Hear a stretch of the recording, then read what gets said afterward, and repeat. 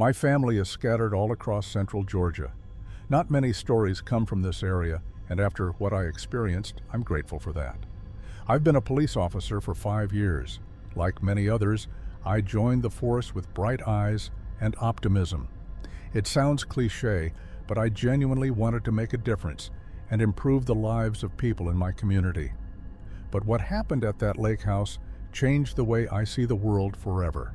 That day, my partner Miller and I received an emergency call from an old house by the lake, about an hour's drive from Macon. According to the report, the house had been abandoned for a long time.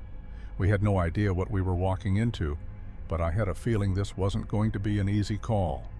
When we arrived, an old man stood at the wooden dock, staring at the water with a vacant expression. His hands trembled, and I saw him wipe his tear-streaked face multiple times. We approached him cautiously. "Sir, are you all right?" Miller asked. The man didn't answer. He just mumbled, his voice nearly drowned out by the wind. "This is too horrible." It only took me a few seconds to realize this man was in deep shock. While Miller called for backup, I took a deep breath, drew my gun, and stepped toward the house. The moment I opened the door, a putrid stench hit me like a brick wall. I nearly gagged on the spot. The kitchen and living room were a mess. Old furniture was covered in dust, and the walls were riddled with mold. In the kitchen, dirty dishes piled up. Rotting food was scattered across the table, and fast food containers littered the floor. I called out, "Police! Anyone inside?" Only silence answered me. My heart pounded as I stepped forward. I checked the living room first, but found no one. Then, I moved down the hallway toward the bedroom. The stench was even worse here. I covered my nose and pushed the door open. On the old bed lay 2 bodies. Their skin had turned blue, swarming with flies. I'd seen dead bodies before, but never like this. My stomach churned, but I forced myself to examine them. I stepped closer, focusing on the woman. Then I saw something that made me freeze in place. She was holding something. I swallowed hard and shined my flashlight toward her arms. It was a baby. A large cockroach crawled out of the baby's mouth. I couldn't hold it in anymore.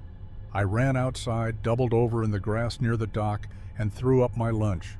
When backup arrived, we learned that the old man we first encountered was named Gerald, a former co-worker and friend of the deceased man. They used to work together at a peach packing company. Gerald hadn't seen his friend in over a week, so he came to check on him. He was the one who discovered the bodies. The investigation revealed that the couple had been addicted to opioids for years. Their addiction worsened until they eventually turned to heroin. Their daughter, no older than 2, died of starvation and neglect. When the husband and wife found their baby's corpse, they completely lost their minds. In the end, they decided to end their own lives. The autopsy showed they had enough heroin in their systems to kill 2 people. I'm still a cop, but after that case, I started drinking more than I should have. I eventually went to therapy and got my habit under control. But almost every night, I still have nightmares about that baby, and in my dreams, she's still crying.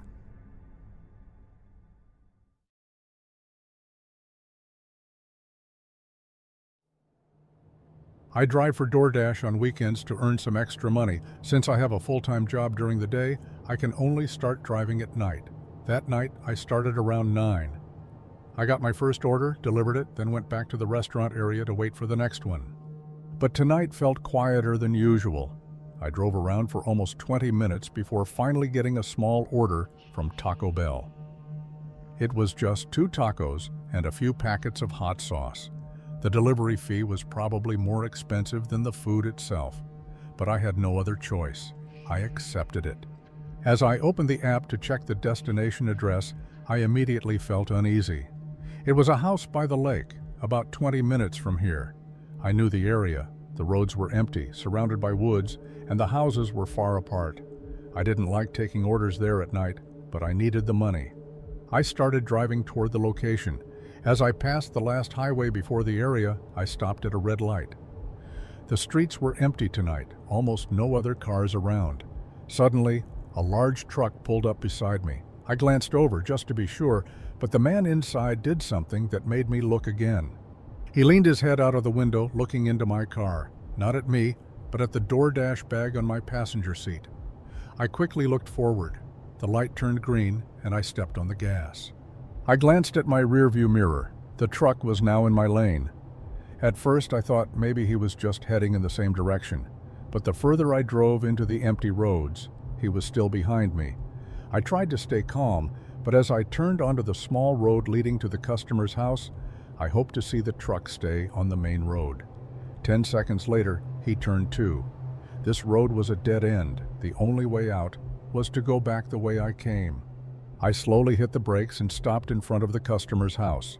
An old house with a dim yellow porch light, and behind it, the vast lake stretched into the darkness. I looked in my mirror. The truck had stopped too.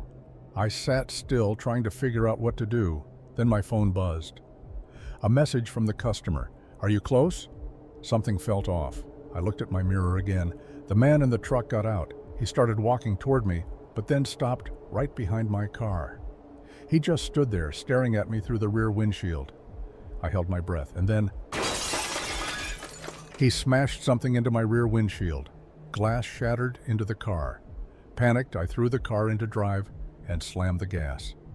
The man jumped onto the back of my car, trying to climb in through the broken window, but I jerked the wheel to the right.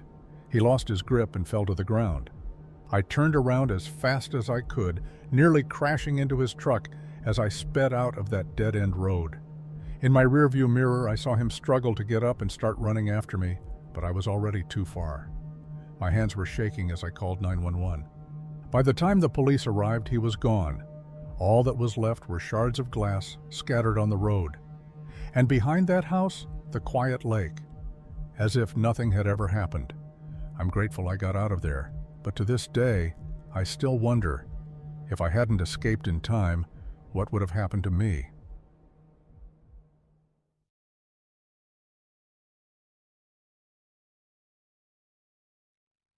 I once had a strange experience while living in a house by the lake. At that time, I had just moved into the place, a quiet and secluded wooden cabin. I wanted a change of scenery after years of living a hectic city life. The house was simple but cozy, with a direct view of the lake's calm surface. One night, I sat on the back porch, enjoying the cold breeze drifting from the water. The moonlight reflected off the lake, creating a faint, beautiful shimmer. I had a cup of coffee in hand, trying to appreciate the silence. That was when I heard footsteps on the wooden dock. The sound was faint, barely audible, but enough to catch my attention. There, standing at the end of the dock, was a woman. I had no idea how she got there, since the house was quite far from any other settlements. She wore a long coat, and her hair was slightly disheveled, as if she had traveled a long way.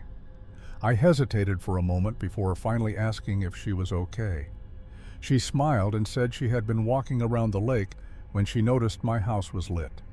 We started talking, and I learned that she had also just moved to the area. Her voice was soft and calm, and somehow I felt at ease speaking with her. We sat on the porch and talked for hours. She shared stories about her life, how she was looking for a quiet place to start anew. I told her about my decision to leave the city behind and live a simpler life by the lake. As the night grew late, she finally said goodbye. Before leaving, she asked for my address. She said she wanted to send me a postcard from the nearest town if she ever went there. I didn't think much of it and gave it to her. Days passed, and I went on with my life in the house. Occasionally, I thought about our meeting and wondered if I would ever see her again. Then, one night, I was sitting in the living room reading a book when my phone buzzed. A message came from an unknown number. It contained only one sentence: "I'm glad we could meet again." I frowned. I hadn't seen her since that night at the dock. I tried replying, but the message wouldn't send. And then, somehow, I found myself reading the book aloud. I was sitting in the living room with my wife. I was sitting in the living room with my wife. I was sitting in the living room with my wife. I was sitting in the living room with my wife. I froze. I don't have a wife. I live alone in this house. So, who was sitting next to me?